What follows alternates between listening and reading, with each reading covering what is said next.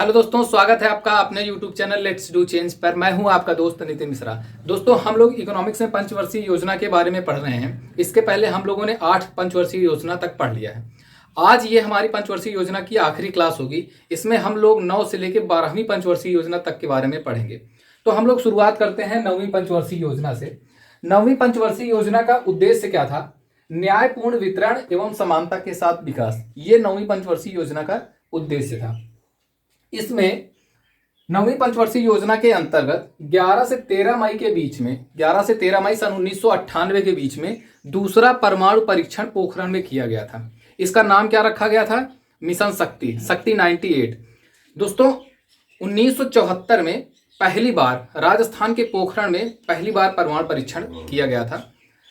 इसमें दोस्तों क्या है कि 5 लगातार परीक्षण किए गए थे। कब? 11 से 13 मई के बीच में, जिसमें से 45 किलोवाट का एक परमाणु परीक्षण किया गया था, जिसको हाइड्रोजन बम के नाम से भी जाना जाता था। वो मुख्यतः था इसमें। उसके बाद मई जुलाई 1999, कब? 1999 में भारत और पाकिस्तान के बीच में कश्मीर के कारगिल नामक स्थान पर बहुत भयंकर युद्ध हुआ था, जिसका नाम क्या रखा गया था? ऑपरेशन विजय। इस युद्ध में भारत की जीत हुई। और चूंकि ये युद्ध बहुत ही ऊंचाई के स्थान पर था, इसलिए भारत और पाकिस्तान दोनों की सेना को बहुत ज्यादा मशक्कत करनी पड़ी थी। मई और जुलाई के बीच में कारगिल युद्ध हुआ। किसके किसके बीच में? भारत और पाकिस्तान के बीच में, जिसमें किसकी जीत हुई? भारत की जीत हुई। पाकिस्तान की इसमें हार हो गई। परवेज मुशर्रफ पाकिस्तान के सेना नायक थे। उन्होंने पाकिस्तान की हार के बाद नवाज शरीफ को राष्ट्रपति के पद से हटाकर खुद राष्ट्रपति पाकिस्तान के बन गए। ठीक है। इसी 9वीं पंचवर्षीय योजना के अंतर्गत ही 2001 और 2 में सर्व शिक्षा अभियान की शुरुआत की गई। 2001 और 2 के दरमियान भारत के प्रधानमंत्री थे अटल बिहारी वाजपेयी। सन 2002 में 86वां संविधान संशोधन आया और उसमें 6 से 14 वर्ष के बालकों को निःशुल्क एवं अनिवार्य शिक्षा की बात की गई। ठीक है। उसको अनुच्छेद 21(1) में रखा गया था। इसमें क्या क्या उद्देश्य रखा गया था? इसमें उद्देश्य ये रखा गया था कि 2003 में, मतलब इसका लक्ष्य क्या था कि 2003 तक सभी बच्चे स्कूल में हों। 2007 तक वे 5 साल तक की प्राथमिक शिक्षा पूर्ण कर चुके हों और 2010 तक उनकी 8 साल की प्रारंभिक शिक्षा पूर्ण हो जाए। ठीक है। 2010 तक क्या हो जाए कि जो गुणवत्तापूर्ण शिक्षा है वो उनको मिल जाए। ठीक है। और इसमें क्या बात की गई कि जहां पर शिक्षक की कमी हो वहां पर शिक्षक की भर्ती की जाए और जिस जगह पर विद्यालय की कमी हो वहां पर नए विद्यालय स्थापित किए जाएं। ये सर्व शिक्षा अभियान में कुछ महत्वपूर्ण बातें की गई थी। तो दोस्तों, ये थी हमारी 9वीं पंचवर्षीय योजना। अब हम बात करते हैं 10वीं पंचवर्षीय योजना की। तो आपको पता होगा कि 8वीं पंचवर्षीय योजना 1997 से 2002 तक चली थी। तो 9वीं पंचवर्षीय योजना कब से कब तक चलेगी? 2002 से 2007 तक। ठीक है। तो 10वीं पंचवर्षीय योजना कब से कब तक?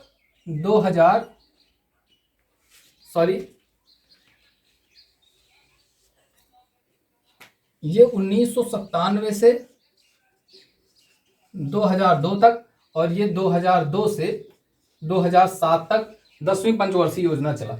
10वीं पंचवर्षीय योजना का उद्देश्य क्या था? सामाजिक न्याय एवं समता के साथ आर्थिक विकास करना। ये 10वीं पंचवर्षीय योजना का उद्देश्य था। इसमें नरेगा एक्ट 2005,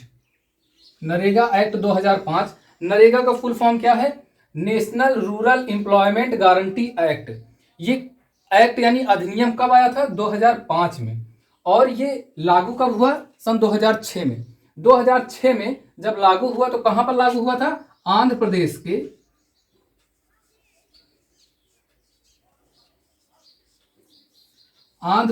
के अनंतपुर नामक स्थान पर। कहां पर? आंध्र प्रदेश के अनंतपुर नामक स्थान पर यह 2006 में लागू हुआ और 2008 तक ये पूरे भारत में लागू कर दिया गया। ठीक है। उसके बाद 2 अक्टूबर यानी कि 11वीं पंचवर्षीय योजना के दौरान 2 अक्टूबर सन 2009 को इसी नरेगा का नाम बदलकर क्या रखा गया? मनरेगा कर दिया गया, यानी Mahatma Gandhi national rural employment guarantee act. यानी कि महात्मा गांधी राष्ट्रीय ग्रामीण रोजगार अधिनियम। ठीक है, उसके बाद 10वीं पंचवर्षीय योजना में ही 10वीं पंचवर्षीय योजना में ये लक्ष्य रखा गया कि जो वनों के क्षेत्रफल है, जो वनों का क्षेत्रफल है उसको कितने प्रतिशत तक कर लिया जाएगा, 25% तक। आपको पता होगा कि जो वन अधिनियम है उसमें क्या बात की गई है कि जो मतलब किसी भी कंट्री में जो वनों का क्षेत्रफल है वो कितना प्रतिशत होना चाहिए, 35% तक होना चाहिए।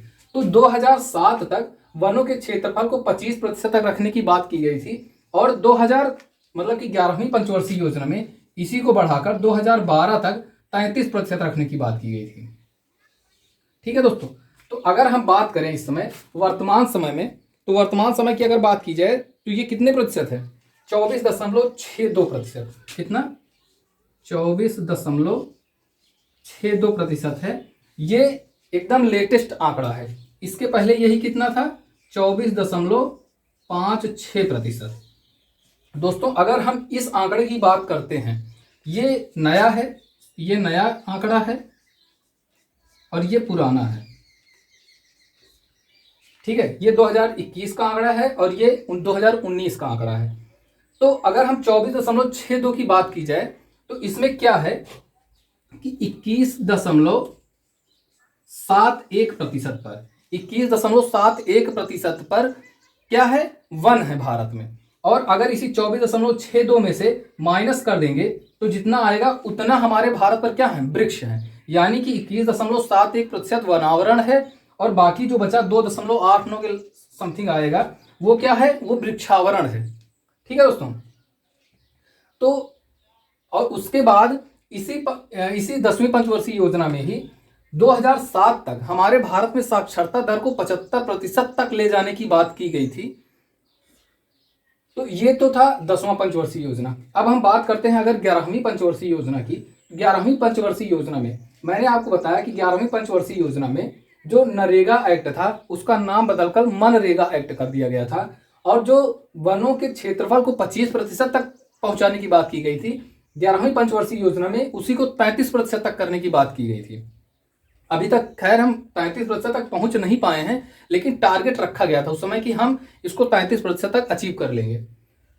11वीं पंचवर्षीय योजना में ही गरीबी स्तर को 2012 तक 15% पर लाने की बात की गई थी, जबकि अगर हम बात करें तो 2004-5 में ये लगभग 37 से 38% पर थी 2004-5 में। यही 2009-10 में लगभग 29% पर आ गई थी। तो गरीबी स्तर को 2012 तक 15% पर लाने की बात की गई थी, लेकिन क्योंकि अब 2008 और 9 के आसपास आर्थिक मंदी आई थी, इसलिए ये इसमें सफल नहीं हो सके और फिर इसी को 2012 में 20% पर लाने की बात की गई थी, इसको गरीबी स्तर को। ठीक है, और 2012 तक लगभग 7 करोड़ नए रोजगार सृजित करने की बात किया गया था इसमें 11वीं पंचवर्षीय योजना में। इसका समय काल कितना था, 2007 से 2012। 12वीं पंचवर्षीय योजना कब से कब तक चली, 2012 से 2017 तक। आपको पता होगा कि योजना आयोग के आखिरी उपाध्यक्ष कौन थे, मोंटेक सिंह आलूवालिया, जो कि 2014 के आसपास उन्होंने इस्तीफा दे दिया था। तो 12वीं पंचवर्षीय योजना आपको पता होगा कि आखिरी पंचवर्षीय योजना है। इसके बाद योजना आयोग के स्थान पर नीति आयोग लागू कर दी गई थी, जिसमें 3 वर्षीय कार्यक्रम लागू किए जाते हैं। उसमें 3 वर्षीय योजना बनाए जाते हैं और योजना आयोग में 5 साल की जो योजना बनती थी वो बनती थी। तो 12वीं पंचवर्षीय योजना का उद्देश्य क्या था, तीव्र समावेशी एवं सतत विकास। 11वीं पंचवर्षीय योजना का था समावेशी एवं सतत विकास और फिर उसके बाद 12वीं पंचवर्षीय योजना में उसी समावेशी विकास को तीव्र गति से बढ़ाने के लिए बात की गई थी।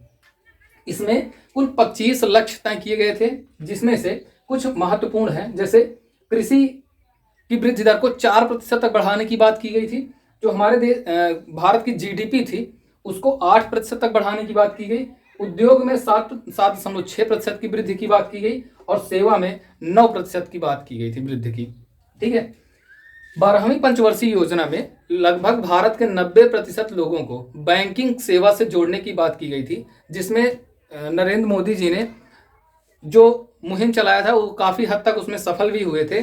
और काफ़ी, अगर आज के समय में बात की जाए तो बहुत ही व्यापक रूप से ये अभियान चलाया गया था और काफ़ी लोग ऐसे हैं कि जो बैंकिंग सेवा से अब जुड़ चुके हैं। तो ये थी हमारी पंचवर्षीय योजना। हम लोगों ने पंचवर्षीय योजना को बहुत ही अच्छी तरीके से पढ़ा है।